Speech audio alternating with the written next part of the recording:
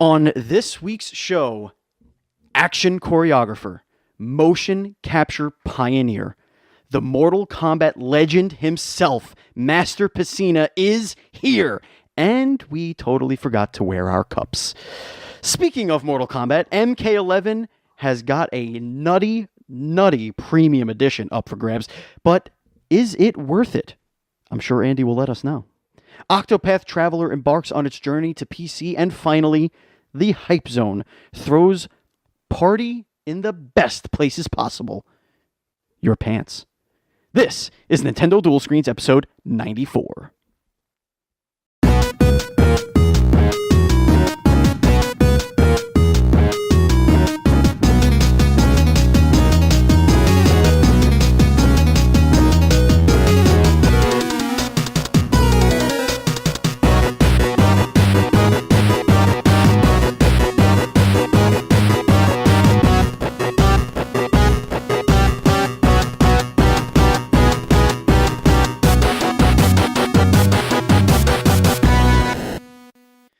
Hello, everybody. Welcome to Nintendo Duel Screens episode 94 for the week of April 15th, 2019. Andy is editing the cold open now for some reason after he had a typo where he wrote the Hype Zone throws party.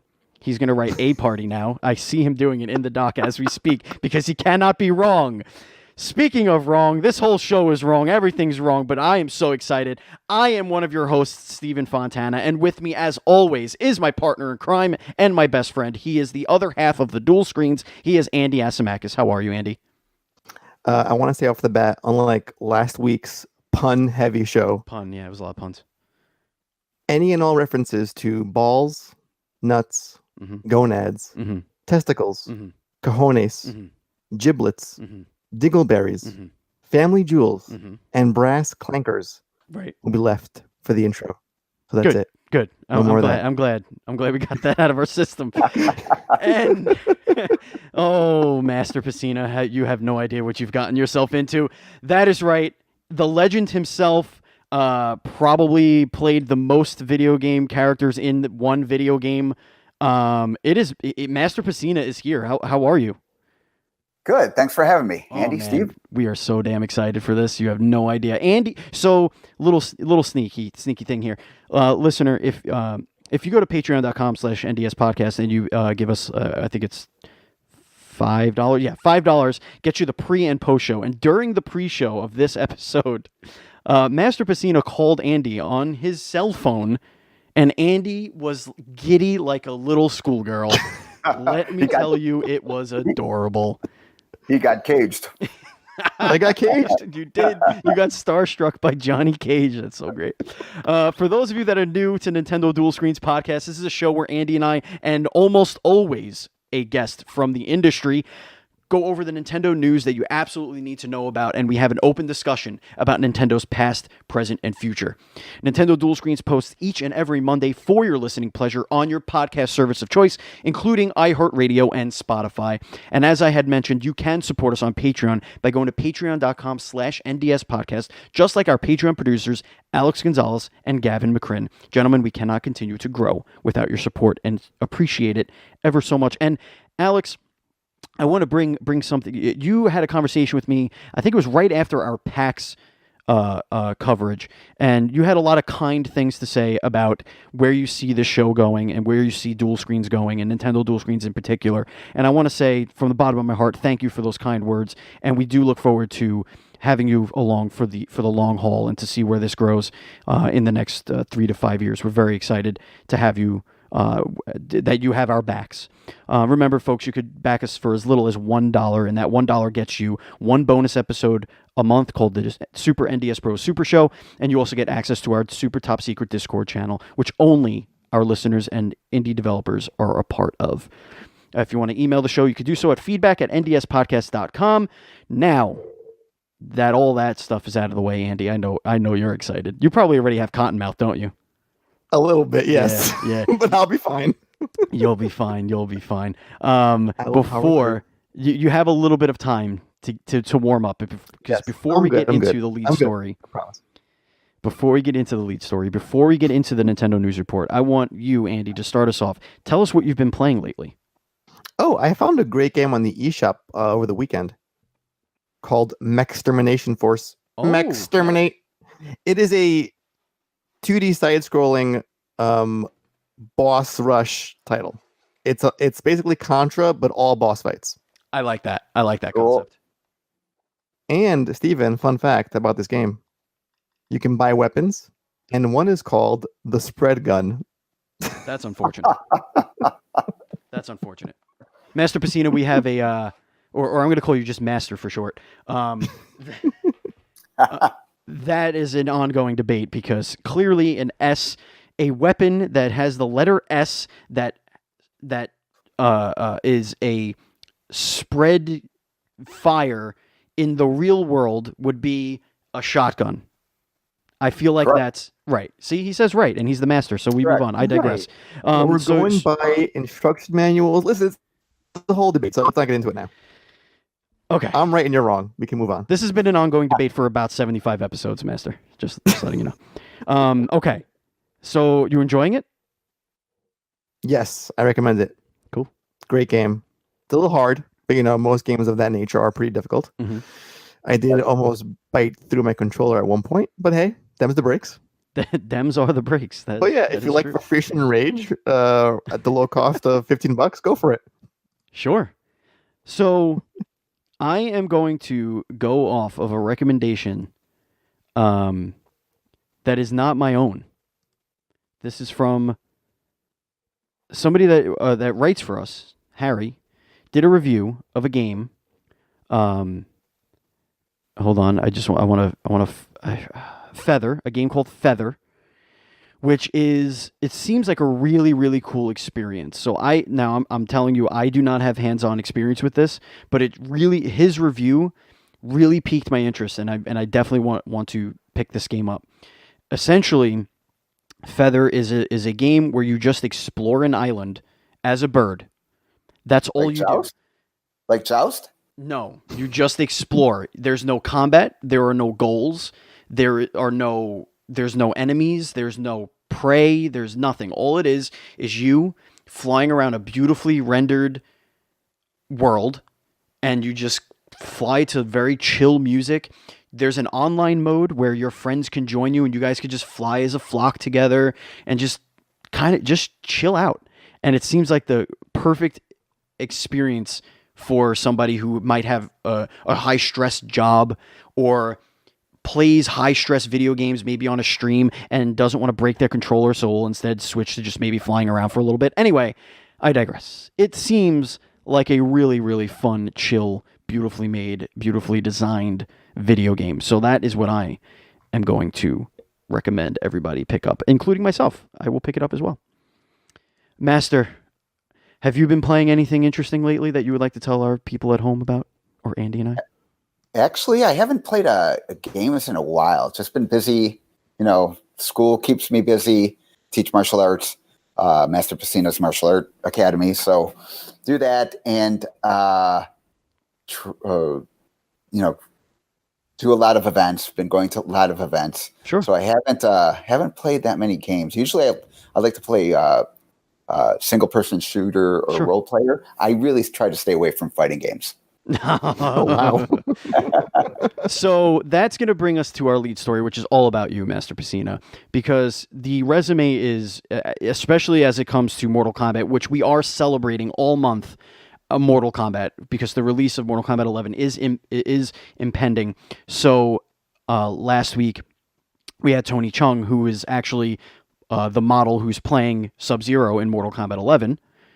We had him on the show last week. So now we have you, the OG ninja actor, whatever. I don't know the actual words because words are hard. But I do want to. I want to start with a very simple question that I feel like it could go one of two ways. Either you're going to be modest and you're going to give us the PR answer, or you're going to tell us the dirt. I want to know, how much ass can you kick? That's why I don't like to play fighting games, because one, I wouldn't lose. I would never lose. Because And two, they don't fight the way I want them to fight. So I just kind of get mad and I'll be throwing stuff, and who's ever in the room, I'll friggin' just manhandle a little bit or things like that. But in reality, yeah, just get them all together and let's just get it over with right away. I know it's a childish thing to ask, but when you have somebody who has been you've been a sneaky part of our lives for like I mean you were in Turtles too. I mean you're just kind of synonymous with the stuff I grew up with as a martial artist and all that stuff. And so the child in me just wants to know, like, okay, if like 13 foot soldiers come up on you and or like we're going out where you and I are having a good time and somebody at the bar bumps into us and the guy and I stand up and then the guy stands up and he's really big and then I have Master Pesina behind me. Can I count on Master Pesina to just annihilate these dudes? That's what I need to know as a child in a 32-year-old body. Quick. Okay, here we go with the quick story. So yes, Andy, I got a quick story out of him. Let's go. Love it. Tobias, myself, Rich, and a few. I think John Vogel was there. Maybe the guy who did the backgrounds, magnificent backgrounds on MK. We were out one time at a bar, and John goes up to get a drink, and he's getting a drink, and there's this really big guy like by the bar, and he just wants to fight anybody. So he's pushing everybody around, and he pushed John like away from the bar. And John's like a peaceful guy and really quiet and stuff like that. And he John just looked at him, and all of a sudden, I see him do that, and I fly across the room, and this guy turns around and starts to swing at me. He was maybe like 6'3", decent weight, 6'3". He took a swing at me. I ducked under it. I hit him pretty hard. I saw his eyes roll in the back of his head, and I didn't hit him again because I was like, oh, this guy's already unconscious. And as he's falling over, out of the corner of my eye, I see somebody doing a jumping knee, and it's Rich DeVizio, Kano. Flying through the air. He hit this, and I seen him out of the corner of my eye, and I felt like I was in a movie. No, because he's already done. One hit, I just hit him in the jaw just right. He was going down, and Rich knees this guy, flying knee to the face, and I was like, oh my God, he killed this guy. But anyway, it was really cool. The bouncers bought us drinks, and because it was just awesome to see. So, yes, I have your back. I will have your back. Andy, that might have been, we can end here. We could just, all right, this has been episode 94. That's the show. On a loop. Before I give it to you, Andy, because I know that you have just a million questions. Chomping at the bit here, Steven. I know, buddy. I know. But it's my final question here. So, and this is to piggyback off that story. What, like, before Mortal Kombat and leading up to Mortal Kombat, did you have this reputation already, or was it not a reputation that you're going to kick everybody's ass, but just like that you are very good at what you do? Did they approach you for that, or was it something that you like auditioned for and like showed your skill and then it kind of snowballed from there, or was the momentum already in place? Because this is by 1990? 89. We started doing it and winter when we first pitched. Okay, so just to know, when I was younger, there was a group of friends who would get together, and they were not only martial artists, but DJs, regular artists, break dancers. So there was this creative group that would get together, and one of the people of that group was John Tobias. So I already had known John Tobias for years before Mortal Kombat. So he, during those times, we used to goof around and say, John would be like, oh, I'm going to do a martial art movie. I'm going to do a martial art movie. We tried to do one once. It didn't work out. That's another long story. But anyway, years later, John calls me up, and he's just like, hey, I want to do a martial art game. Will you help me pitch the idea to Midway? So we kind of snuck into Midway and videotaped myself, Rich and my brother Carlos fighting on videotape. And John drew some stuff, and he presented this idea of a fighting game, which later would be called Mortal Kombat. He presented that to Midway. So we were like on the ground floor of presenting this game before anybody else at Midway. So it was myself, Tobias, Rich DeVizio, and Carlos Pesina were like the original conception of MK. Andy. Oh my God. It's just like that was kind of gotta take a pause there because that's a lot of fun stuff in one little story. How did you sneak into Midway? I just want to piggyback off what you just said. Okay. When because I do martial arts, and at the time I still work out, but at the time I used to work out really early. I'd get up at like 4:00 to do a workout, and then I'd do another one at around noon, and then I'd work out at night. So John was like, "Hey, I want you to come in, but I don't want anybody to he goes, I want to keep it secret." Basically, he didn't want anybody to steal his idea of a fighting game.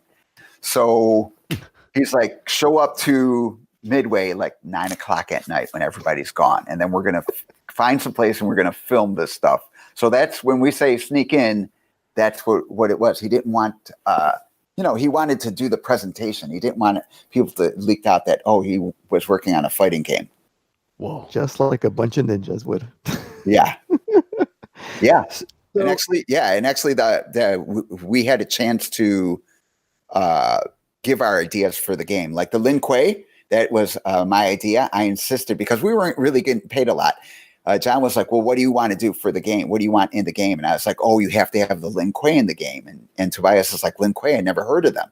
I was like, yeah, they're ninjas, Chinese ninjas, and you're not supposed to hear about them. So basically he was just like, well, where can I do the research? I was like, well, I got a book. And then he was just like, well, let me borrow the book. And, I call it comics. So you never let your friend, because the comic's going to come back all wrinkled, or maybe you won't even get the comic back. Right. So I just goofing around. I was like, no, you got to buy your own Lin Kuei book. It's called The Art of the Vagabond. So I took him to a martial art place to buy the book so he can do research to put in the Lin Kuei. But that was my idea, to have the Lin Kuei, or how they look right now in Mortal Kombat is my. So every time I see it, I'm like, that's my idea. So this was a pitch that you made with Tobias and DeVizio. So and my brother. Kind of walk us through how this became just a bunch of guys with a dream to make a video game and pitching it to Midway. What was it like when the call came, when it was a reality to, yes, we're going to greenlight this and make it into a proper arcade game? First of all, we were pitching this game, and it was only going to be 200 cabinets. And originally, everyone at Midway said no. So that includes the guy who's in charge of it right now. He didn't think it was a good idea. But they liked our idea of a fighting game, and they were like, that idea is like good. We're going to try to get Van Damme to do a fighting game. So what we call Mortal Kombat now was canceled, and they were going to pursue Jean-Claude Van Damme to do a mainstream video game similar to Karate Fighter, where you walk around and people jump out and you beat them up. Sure. So when that fell through, Rich bugged John to ask Midway to go back to our original idea. Okay. So then John was just like, John asked, hey, since, we can't do that game, we need a game to work on. Let me and my friends work on this game. So Midway said yes. So John and I started working on what now we call Mortal Kombat. Oh God, that's incredible. And it's ironic because later Van Damme plays Guile in Street Fighter, and then they make Street Fighter the movie, the game, in the style of Mortal Kombat. And it was atrocious in every way, shape, and form. Capture, like the same style. That's ironic. it's about 6 years too late, but ironic nonetheless. Right. Yeah. So 200 cabinets. It's a pretty modest amount of cabinets. At what point did you say to yourself, through development and when it was actually released to the public, did you see that the fuse had been lit and this was going to be a huge, huge hit for Midway? Well, when we started filming for the game, because most of the ideas came from us filming the game, because again, there was no motion capture back then, Right. like we know it. There wasn't even Photoshop. So everything was very primitive and we had to find a way to do it. Like Tobias and I spent 4 or 5 8-hour days going every single move I can think of and trying to adjusting them so we can put into the game. Like an actual uppercut that you use, we were, after watching it, we're like, that's too short. We got to make it bigger. So we would do falling different ways, all this stuff, every different way. And I think finally when everyone else saw the video, the hours and hours of videos that we shot, they were like, holy cow, this is kind of cool. Because originally, like I said, they said no to it. They didn't think it was a good idea. But when they saw it visually, we started getting like, oh, it's going to be cool. This is going to be a cool game. So this is definitely an ignorant question as far as martial arts goes, but you do play multiple characters with different styles. Are those styles that you were kind of creating on the fly, or were they very specific disciplines that you knew how to do or did you kind of create them from scratch? They were I generalized them. So they are styles, but in Chinese martial arts, the styles are divided into 3 regions and then 2 categories. So the regions are Northern, Southern, and Northwestern. And the categories are internal and external. Though I did not use those 2 categories, we wanted to make sure that each character in the first game, if you really look at everyone in the first game, everyone punches a little bit different. We tried to do everything a little. Each person each person put their personality into it. So like Johnny Cage, Scorpion, and Sub-Zero are really like different parts of my personality and alter ego. It's kind of weird, but if you were actually watching us film it, you'd be like, holy crap, you are Sub-Zero. It's kind of it's bizarre. Tony Marquez, Kung Lao, has a catchphrase, the personality and the pixels. He's like, man, when you see when you see the pixels, you see there's something in it. There's something that draws you to it, that personality. Professional photographers have that gift where they can take a picture of somebody and something gets drawn out of it. Right. Or that model, or you could feel it. So when we were shooting, we did that stuff. So back to your question, because I babble a lot. We love the babble. John took the arcade to test on Super Bowl Sunday, 1990 Super Bowl Sunday. And, he put it up. A couple hours later, he got a call from the arcade and they were like, hey, there's something wrong with your machine. So John went in and he's like, there's hardly anybody in the arcade. And he goes, the Super Bowl Sunday, nobody's really there. And he's like, everything seems to be right. But he opens the coin and it's filled. Oh, shit. Oh, yeah. And it stops playing when the coin's filled because it's about the quarters.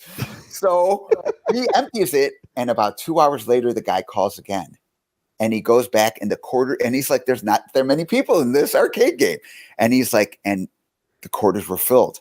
And he goes, so he did that 3rd time during the test in one day. And he called me up right away and he's like, oh my God, the quarters are, and I was like, what? And he goes, there's hardly anybody in there, but apparently everybody's pouring all their quarters into our game. Oh my God. That's incredible. So he's like, this is going to be way, way out there. This is going to be the best fighting game ever. Yeah. I remember when I was a kid, it was in a pizzeria side by side with Street Fighter 2. and I was like, this looks hella good. I mean, not for for the blood alone. I was into the blood and violence part of it, but it just seemed like the better game to play compared to Street Fighter, in my opinion, because I was a Thank you. huge fan of Mortal Kombat. But yeah, that is an amazing, like, knowing that it was at that level already. Like, keep getting quarters, like, and emptying the machine over and over again. Yeah, a lot of us think it was just the perfect, because it was such a low budget game. It was like the perfect combination. I got to do all the martial art moves and choreography. John Tobias was the lead and the creator of Mortal Kombat. And then, on the fifth day when we asked Ed to help us, he came in and he just made slight adjustments so he could program the hitboxes. And then he really listened to our ideas as opposed to the first meeting we had when he didn't like our ideas. But now he was open to the ideas that we were giving him. We wanted to do this. We wanted to have these combinations. We wanted blood. We wanted all this stuff. And, he was just like, okay, I think with the videotape and then hearing ideas, it kind of clicked in his mind, like, holy cow, these guys are really coming up with a good game. Was the blood aspect ever at any point off the table, or was Midway? Did they stand by having such a violent game in their library? No, it was we were only going to make 200 games. Right. So John wanted it to be the blood to be battle, your battle one. Like you just started out regular, and as the game progressed, you get more bloody and your clothes get torn, and it just gets more and more violent as the game goes on.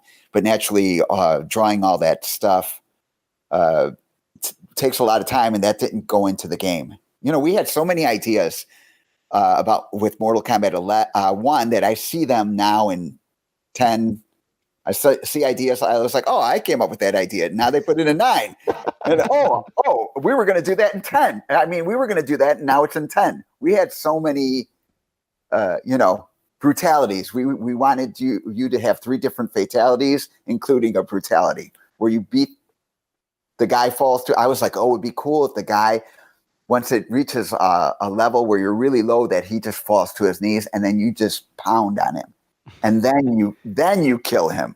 And now now when I see in like 11 all these brutal stuff, I'm like, that's what we wanted to do in number 1. So we had a lot of ideas. That's like full circle. Like the things that you couldn't do due to the limitations of the hardware, 30 plus years ago, can now be a reality in the 11th installment of the series. Yeah. Which is nuts. Did you think it would go this far? No. Like 1 was amazing and 2 was even better, but we're talking 11 installments over a 30-year period. Did you foresee that? No, I didn't even foresee 2 because again, when we were going to make 200 arcade cabinets, and literally 200, because I was at the time when we were doing that, I was like, John, we should make 201, because if you give me an arcade cabinet, I'll let you guys come out make more cabinets than 200. And John and Ed were both like, no, we're only making 200 and that's it. And then later on, they pre-sold 10,000. Oh God! Holy crap! Wow. Yeah. Well, did you get one eventually? I would hope so. No, I did. I did not. And that's why I fell away from the game. My contract was small. I was going to make 200. I asked them I was like, hey, you're going to make 10,000. Don't worry. We're going to give you a bonus. They kept on saying, giving me the bonus. It's going to go to home. We're going to give you a bonus. Eventually, when I had a meeting, they asked me, hey, do you have any of this stuff in writing? And I was like, no, you guys, face to face, you told me that I would get paid from, my ideas and being in this game. And in the end, that's why I left, because they didn't want to pay me. Wow. That's unfortunate. Yeah. They sure use my ideas till today, but paying me for them, no. So be careful. For your listeners, you should really be careful. Even if your friend is in charge of the game, that doesn't really mean he owns the game or you could get cut right out of it. Does that affect your views on the business as a whole, or was it kind of? I mean, it seems like you kind of stepped away from it altogether. But did that soil you on the whole industry, or just? Yeah. For a long, I didn't start going to events or even embracing that I helped create Mortal Kombat till maybe about 7 years ago. Wow. I just stayed away from MK. It was just like, those, it was just not a good subject with me. Sure. Yeah. A wound is still a wound that had some salt thrown in it for kind of thing. Yeah. And everybody knows out there, you could just do it that Ed and I don't get along now. And that's part of that reason is because, he was for me, he was one of the higher ups. I think he should have went to bat for us a little bit more. Sure. Yeah. Well, that's unfortunate. Maybe somewhere down the line, hatchets can be buried and fatalities can be executed. Yeah. So the game. So to put things into perspective, like I wasn't in 1990 and 1991. I was too young to be going to arcades, let alone going to an arcade to play Mortal Kombat. But when it came to Super Nintendo, I was definitely of the age where I started to kind of understand those concepts a little bit more, and we did own it. Mortal Kombat and Mortal Kombat 2. 2 was the one that I really think was the one I grew up playing the most. But do you have any information on how those conversations went with Nintendo at that point? Because it is so opposite of what Nintendo was all about up to that point. I mean, there was the controversy with the violence. There was the Supreme Court and just all that craziness. Like, what was that like from your perspective of things? Well, when all the stuff about the violence was going on, John and Ed couldn't really respond because they worked for Midway proper. Sure. But I did not, and I have as you guys can see, I have a big mouth. So John or Ed would call me up and say, "Hey, this news station or this news media, something wants an interview, and we can't really say anything, but you need to speak out, on our kind of unofficial behalf of how, we didn't, the stuff you see in Mortal Kombat, we borrowed from things we wanted. We borrowed, Sub-Zero's move from Predator. That was already out. Rich borrowed the heart rip from Indiana Jones. Sure. I borrowed things from anime comic books. Sure. So we borrowed ideas that were already out there, and now they're saying it was too violent when those ideas are older than our game. So, I would chat with people or, news stations and newspapers and just tell them that, no, we didn't.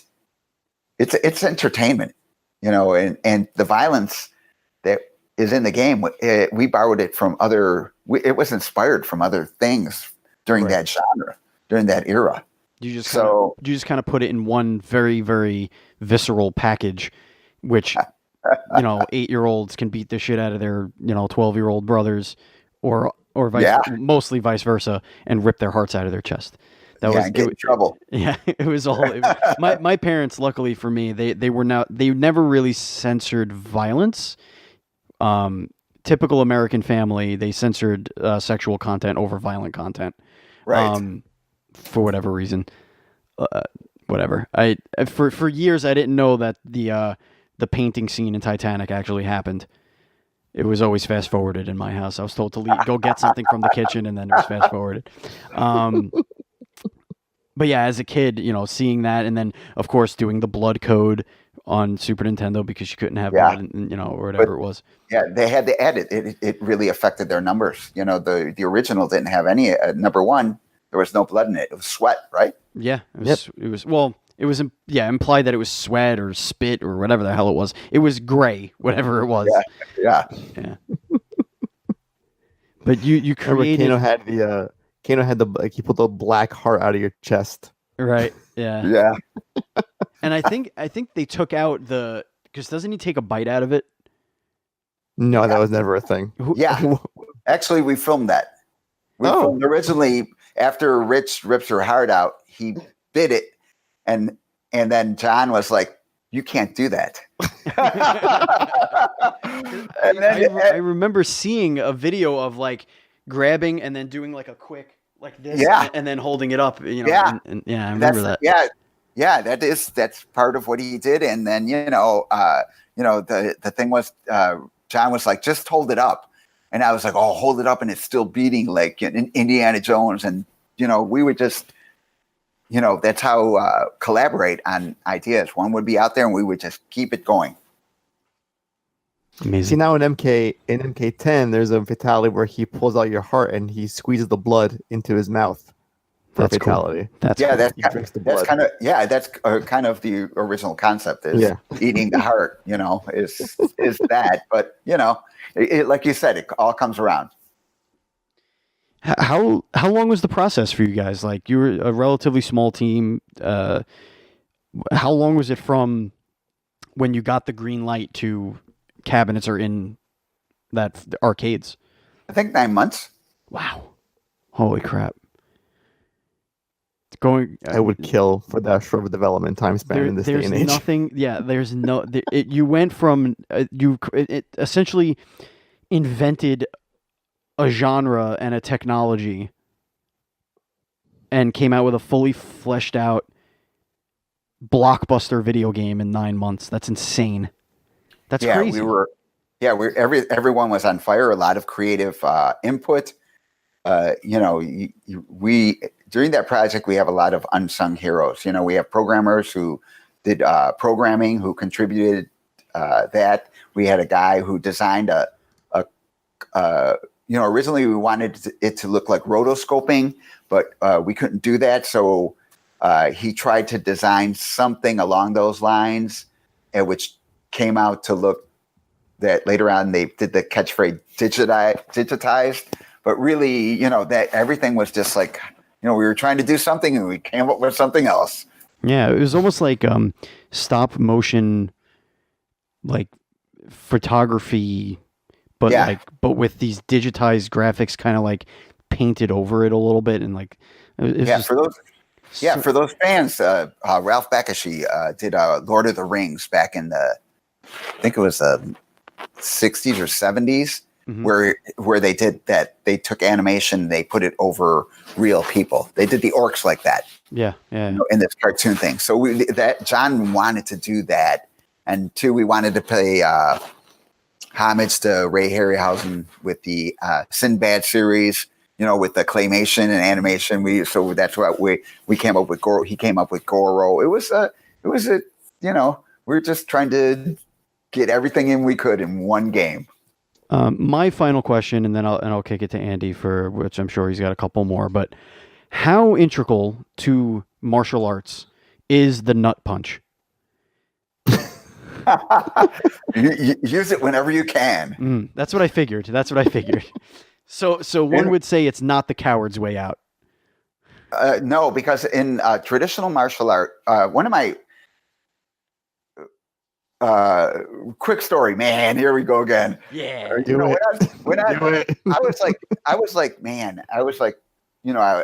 was working out, and I was like, I asked my master. I was like, Master, what is he's a Chinese guy, Master Gojianhua, and I was like, man, Master, what is what is the best technique? What do you think is the best technique? And he's like, in Chinese martial arts, what the best technique is? I was like, I kind of like listening to him, like, what? I'm going to learn the secret now. He goes, you get your enemy to go into a closed space and you get about 30 feet up and you store a bunch of boulders. And when they come by, you just fling them on their heads. That is the best move.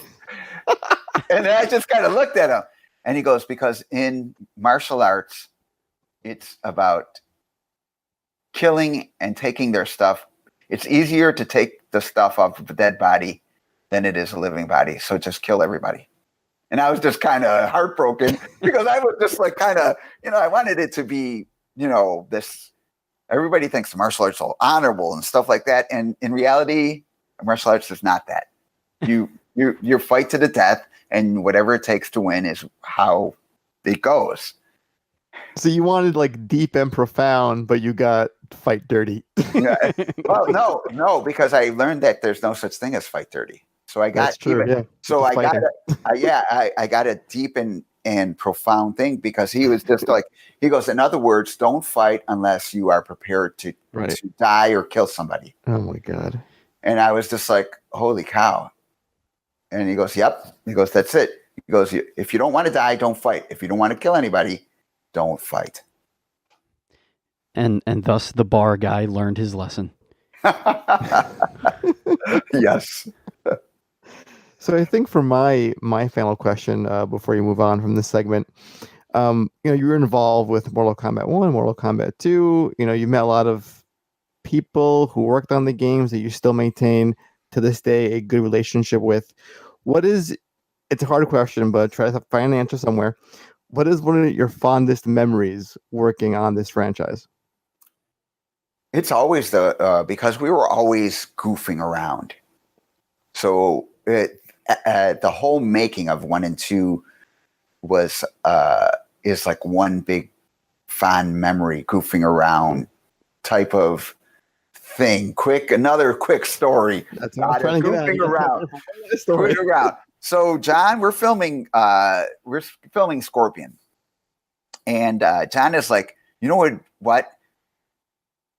Tilt your head back and push it, and then come forward and pretend you're shooting out flames.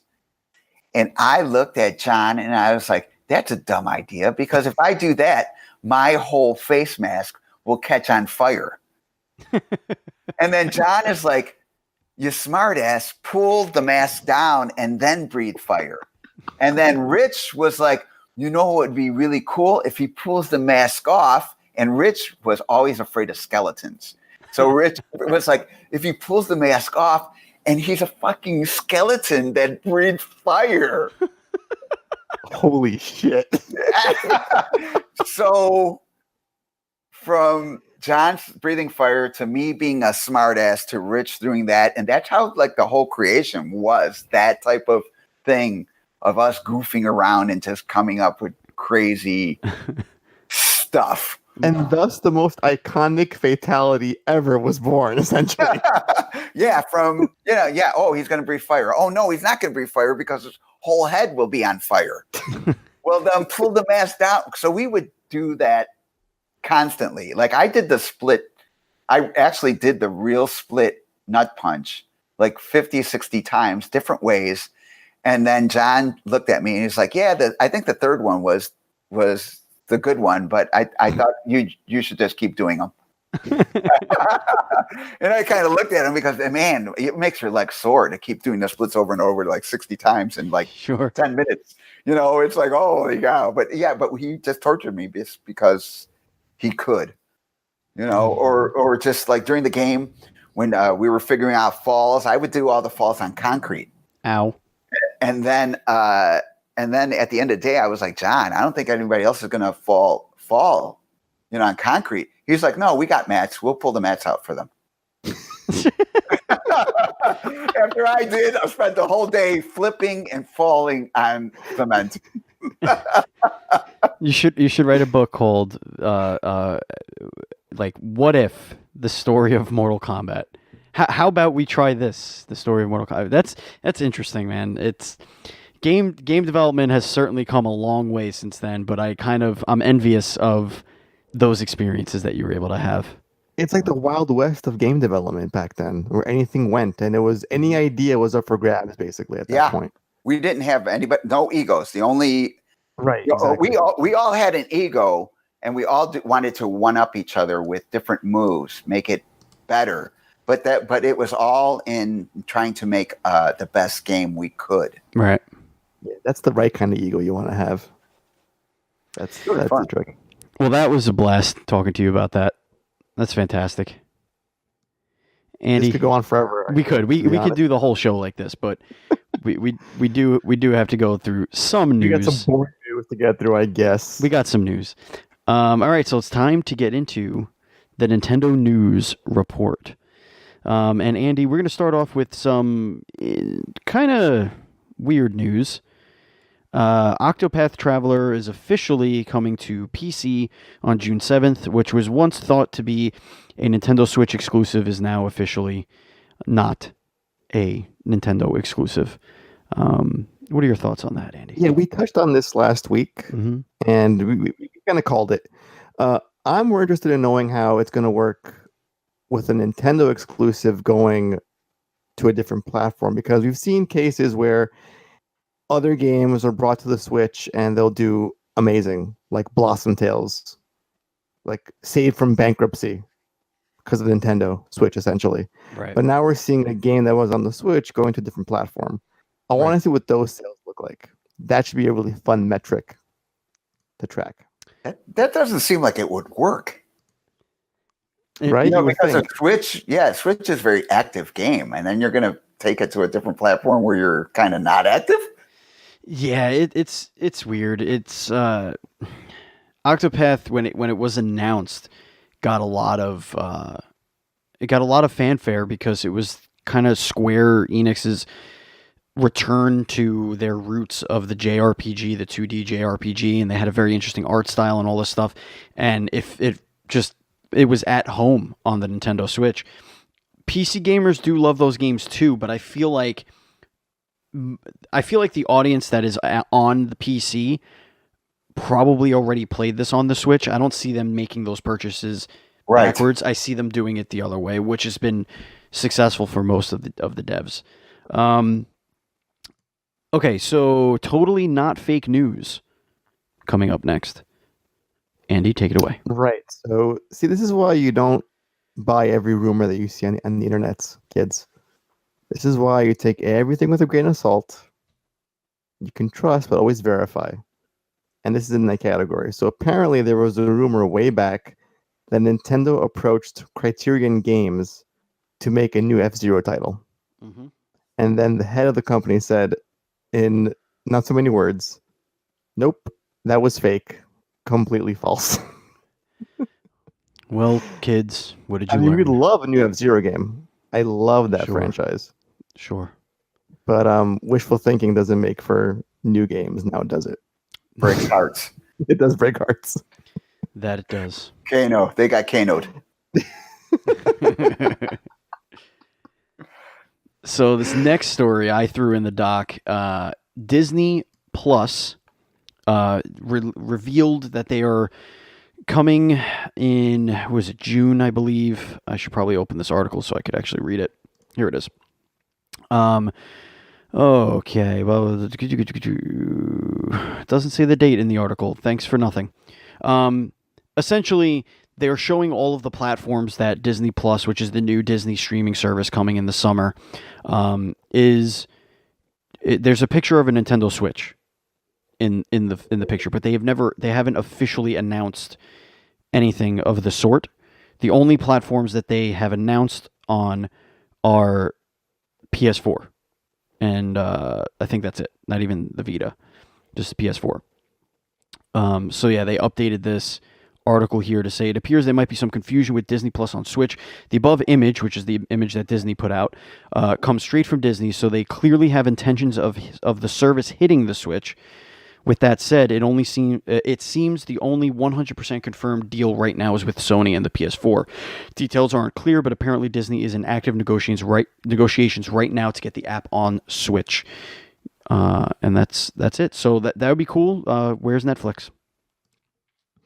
Yeah, let's get that first on the Switch, and then worry about Disney's service. Well, Disney's service is going to be huge because now they're pulling in the Marvel Cinematic Universe, and they're making those into TV shows because now Hawkeye is getting his own TV show. Oh, word? I had no idea. Yeah, Hawkeye is going to get his own series. But no movie, huh? No, movie? His story cannot be contained in a movie, Andy. Hawkeye is... If they can do a Black Widow movie, they can do a Hawkeye movie. They didn't do a Black Widow movie. But they're going to a Black Widow movie. Until it's filmed. The plans change all the time. This is true. Agreed. And see, plans change. All right, breaking another heartbreaker. and another heart. The hearts are Too much being for one broken. heart to bear, Master. Too much. Yeah. And now, to round out the Nintendo news report, we have some Mortal Kombat 11 news, which is absolutely ludicrous and should be the hype zone. But it is not, because the hype zone is even hypier than that.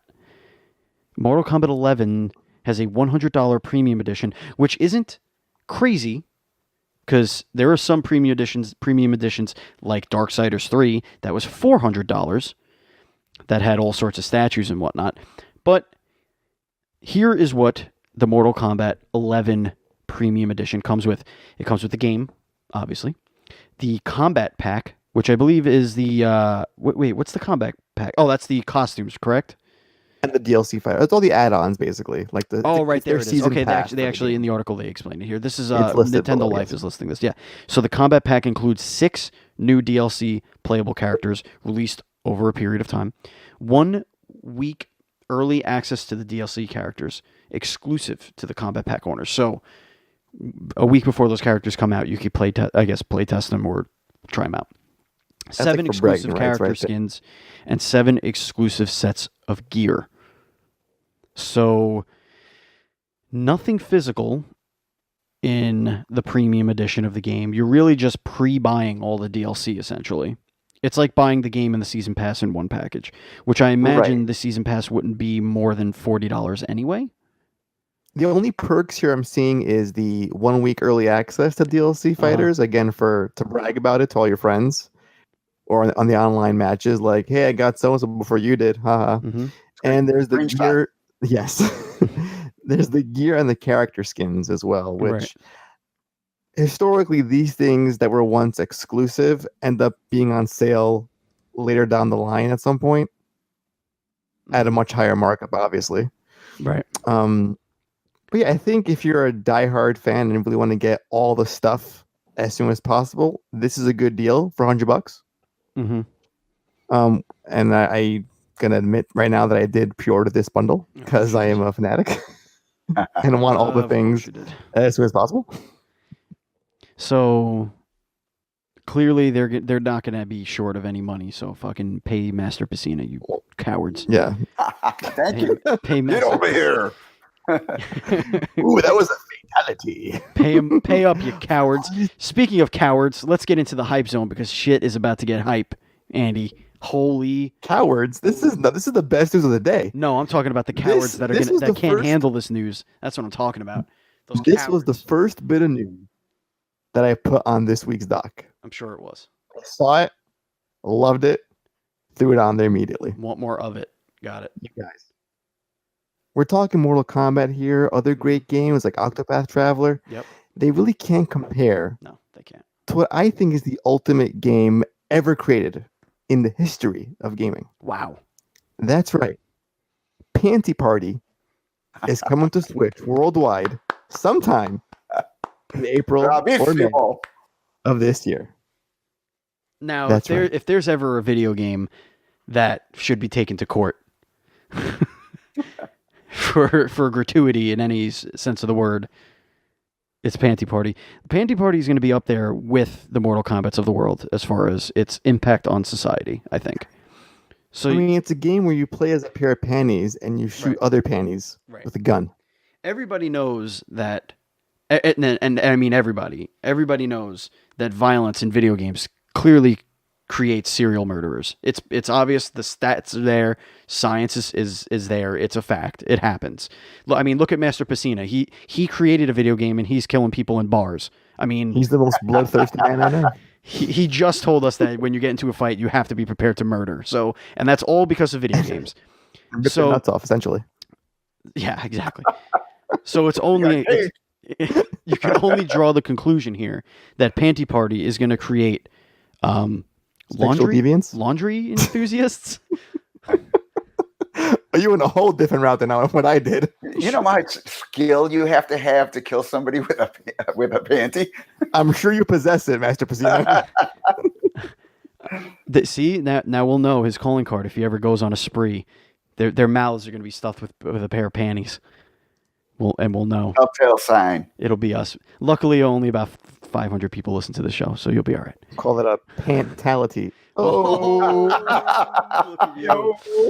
All right, Andy, you have something in store for us today.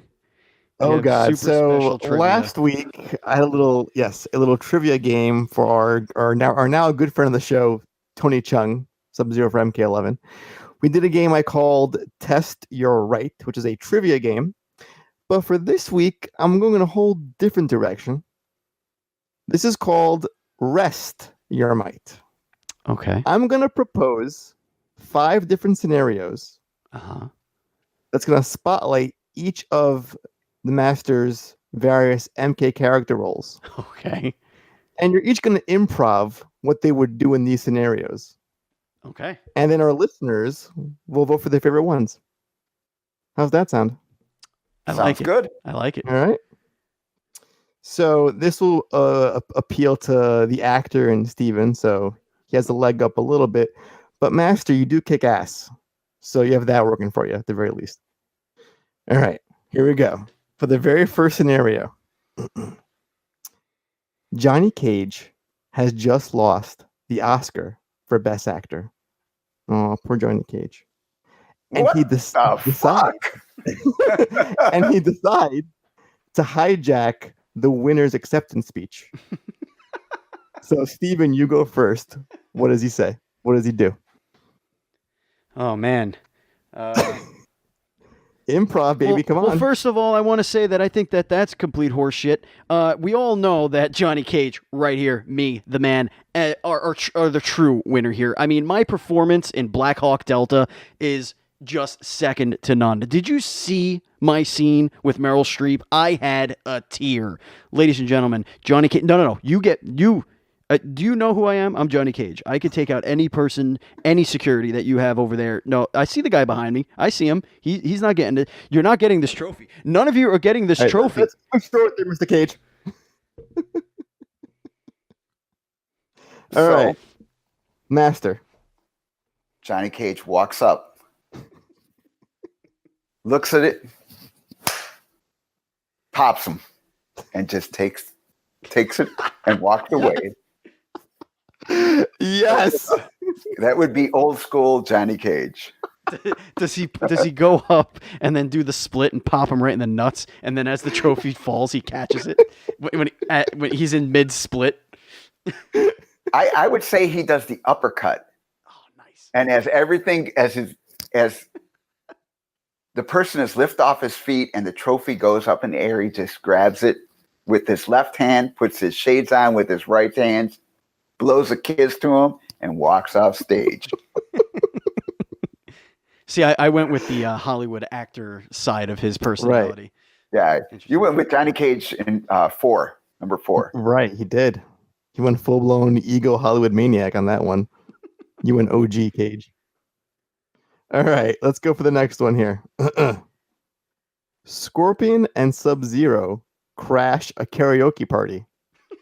What song would they sing? Duets only, please. Steven, you first.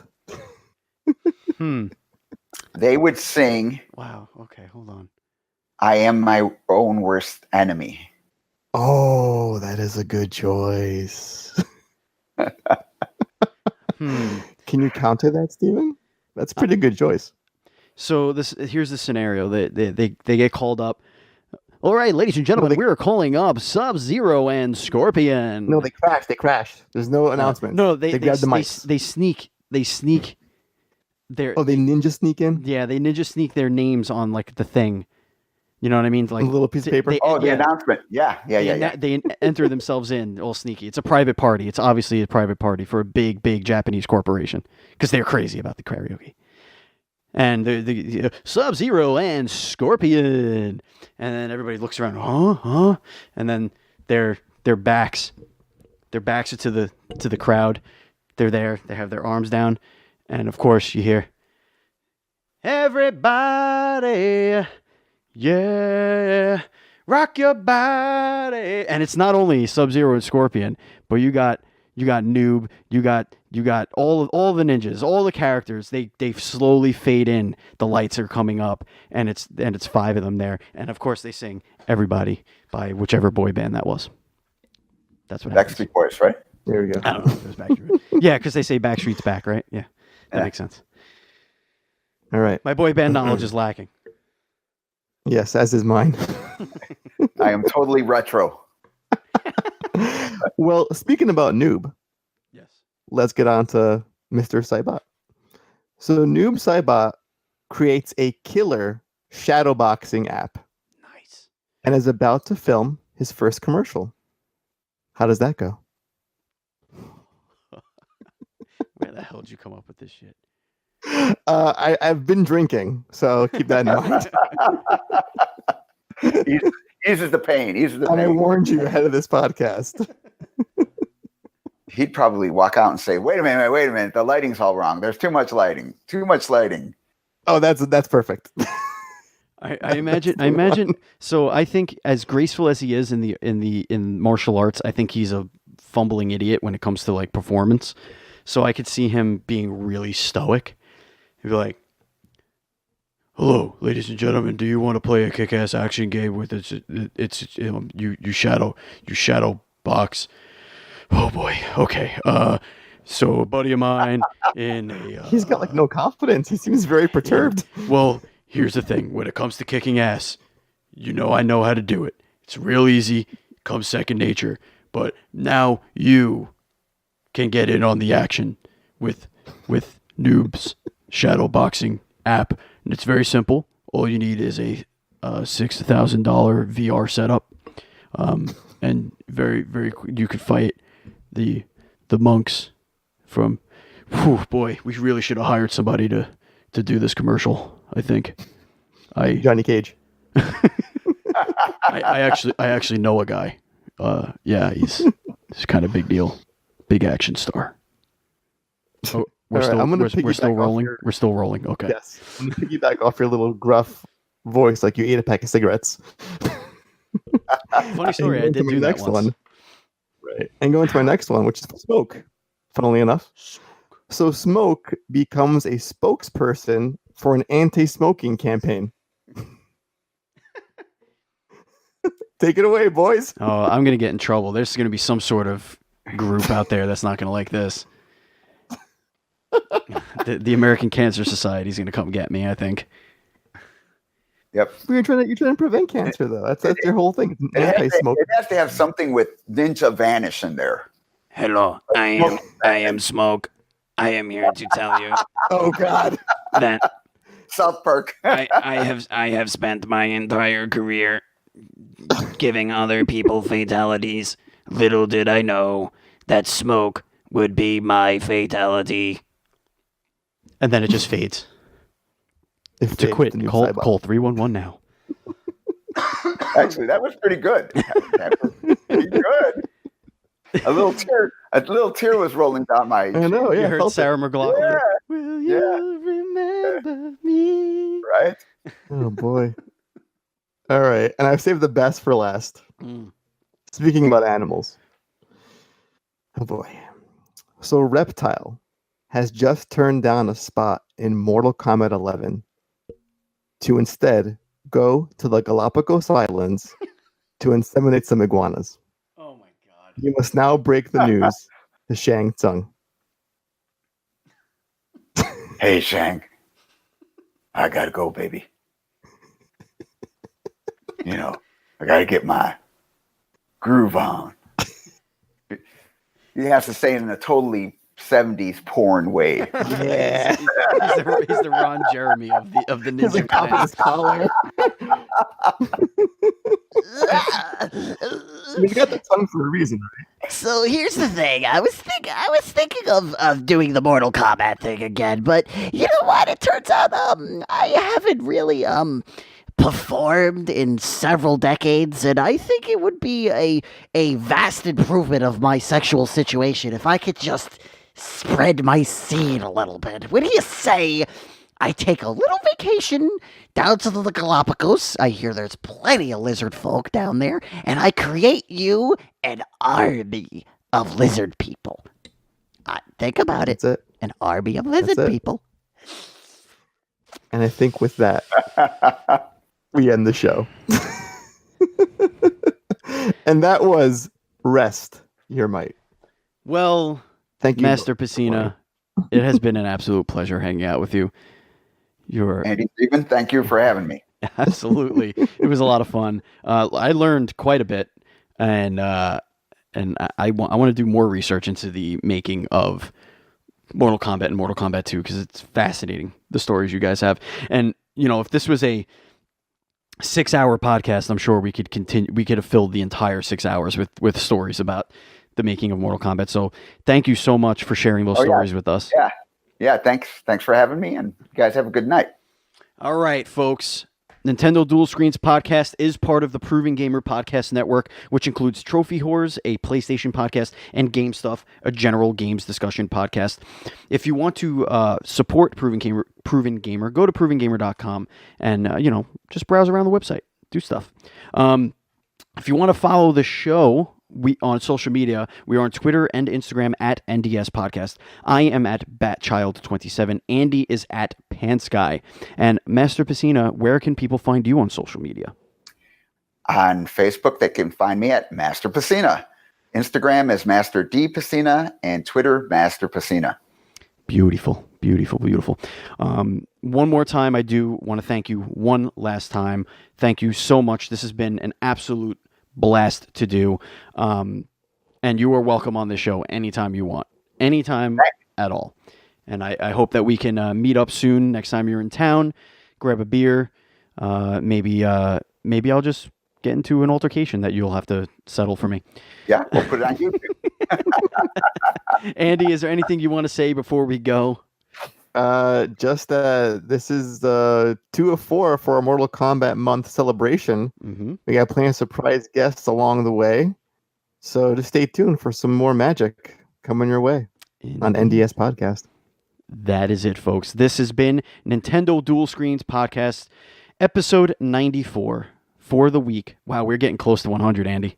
Oh boy, we really are. I'm getting 6 nervous. weeks away. Holy crap. Oh God. For the week of April 15th. If you want to listen to our pre-show shenanigans and our post-show shenanigans, please head over to patreon.com/NDS podcast, where you can get an extra hour of content every week. But until next time, that's it.